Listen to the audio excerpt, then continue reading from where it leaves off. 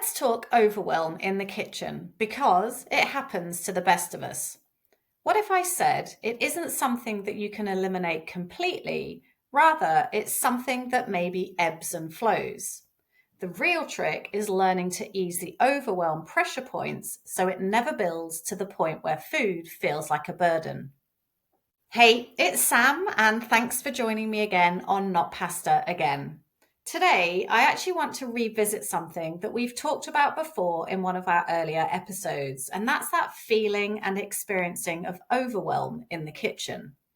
But first, a quick reminder that if you do like this podcast, please tell your friends, maybe share a link to one of your favorite episodes, or even maybe write me a review. It all really helps to keep the podcast going, and I would be greatly appreciative if you could do that.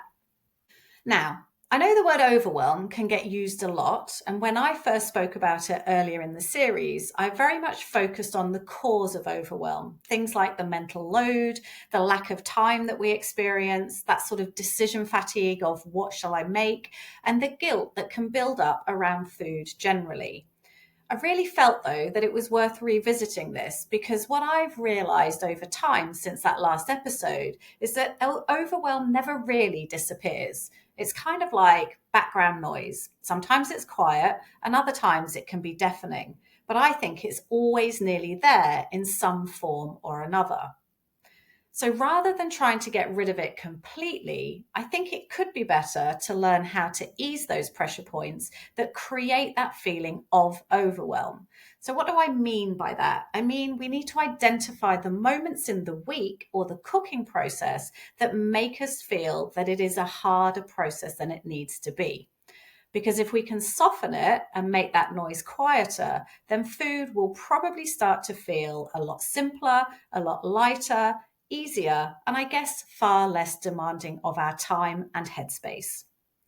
Before we can do it, though, we have to spot them, right? We need to be able to say, okay, it's this bit here, it's this point where it all starts to feel too much for me. So it's about noticing something, acknowledging it, and then trying to reframe how we see that point in time. Because I would say that often it's not necessarily the cooking itself that's the issue, it's what we've told ourselves about those moments. And once we shift our thinking, it will suddenly feel a lot easier to handle. Everybody's pressure points are going to be different, that's for sure. For you, it might be the moment when you get in from work, open the fridge door, and go, oh my God, I have no clue what to make. Or it could be the rush of getting dinner ready whilst you know you've got other things that you should be doing. The kids' homework, after school club pickup, work emails that you didn't get through when you were actually at work. Or maybe you feel it when you sit down at the dinner table and there's one person, maybe more, whinging about what's on their plate. A feeling of overwhelm might also creep in when the kitchen looks like a bomb has gone off after dinner time. I'm hoping that not all of those little trigger points appear at once for you. And maybe by me naming them, it will actually help you identify where your stress tends to build. And you can perhaps look to take steps to ease that one first. And once that noise quietens, then maybe everything else will start to flow a little bit better after that. So what I'm going to do is I'm going to work through each of those potential pressure points or overwhelm triggers that I've referenced a little bit. And I'm going to start with the sort of what I'm going to call the decision point. That's the moment where you're going to decide what to make. The moment when you open the fridge or the cupboard, when you get in from work and you kind of go, I've got no clue what to do. I'd say the easiest and simplest way to take that away or to ease that pressure point is to remove the decision altogether in that moment. So you could call it by having a fixed plan of what you're going to cook, or you could simply write down a few recipes, maybe 6 or 7 reliable dinners that you actually know work for you and your family. Things that everyone eats, things that you've got ingredients for, things that you don't need a lot of thought to be able to put on the table easily.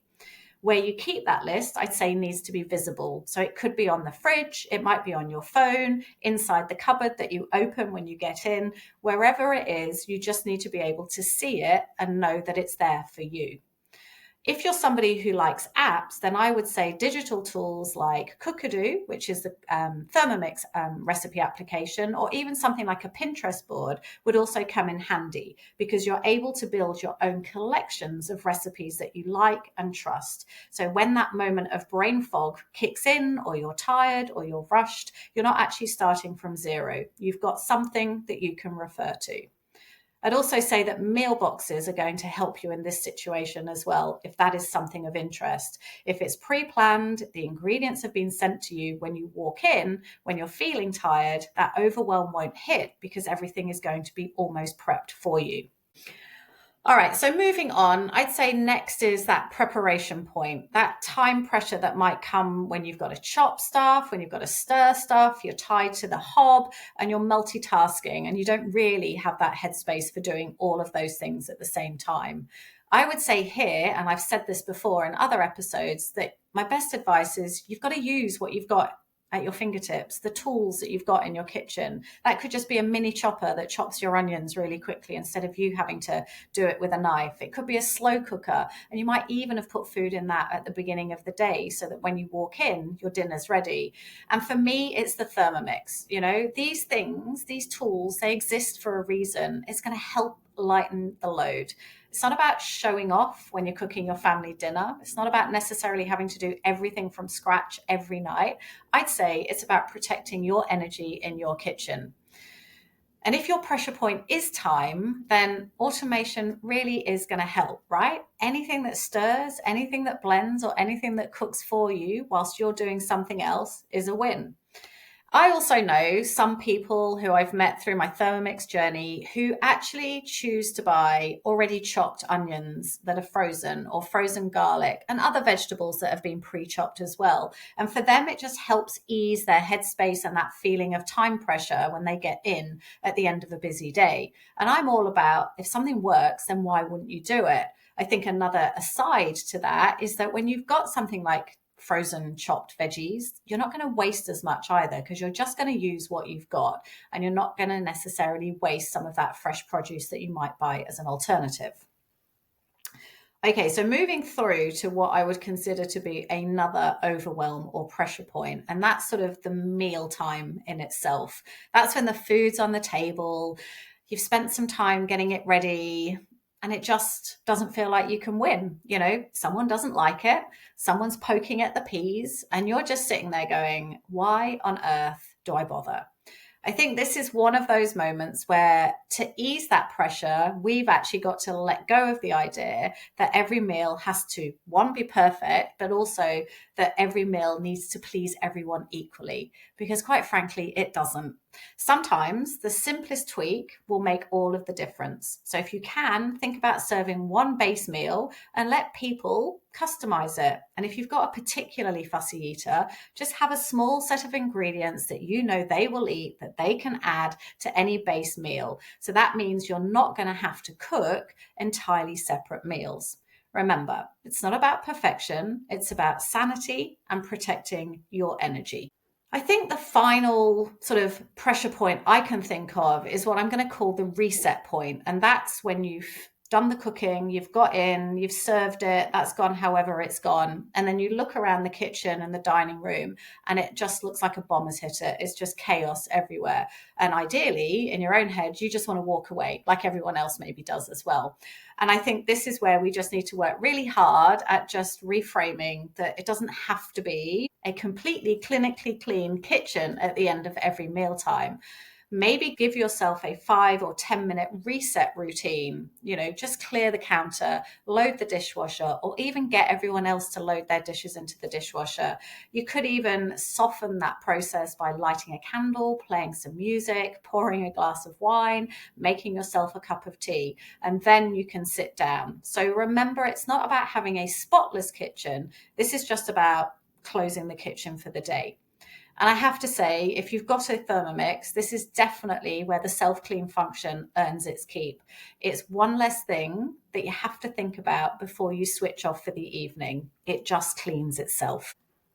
So we've got several time points that we can define as creating a feeling of overwhelm, creating a sense of pressure. But I honestly think that at the heart of it, in order to be able to ease any of those pressure points, it comes down to us being able to reframe what success actually is in our kitchen. It doesn't mean a perfectly balanced meal every night or everyone sitting around a table in harmony. It means everyone is actually fed. You've used the ingredients that you've got. You've avoided feeling a sense of panic. That to me is what success is in a family kitchen. It's the quiet, steady wins that make family life more manageable and less overwhelming.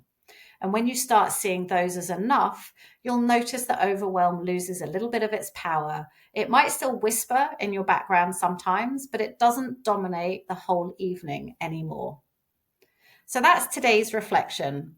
Not about erasing overwhelm totally, but about recognizing it, understanding where it sits for you, and softening the noise around it.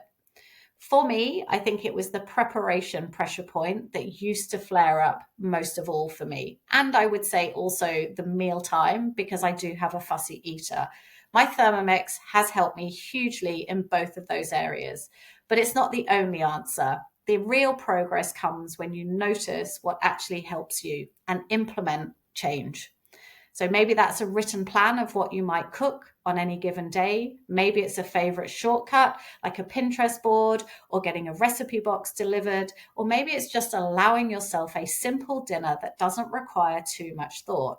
And again, you can also think of, I'm going to cook something that just uses one pot, not lots of pots that I then need to wash up. I would love to know your biggest pressure points at the moment. What part of the cooking process feels most stressful for you? And what have you done to help take the noise away and take the edge off of that feeling?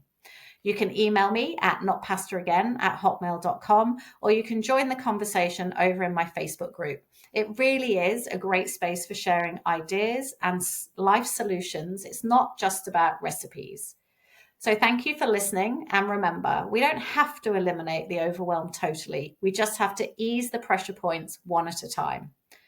Until next time, take care and keep finding ways to flourish rather than flounder when it comes to food.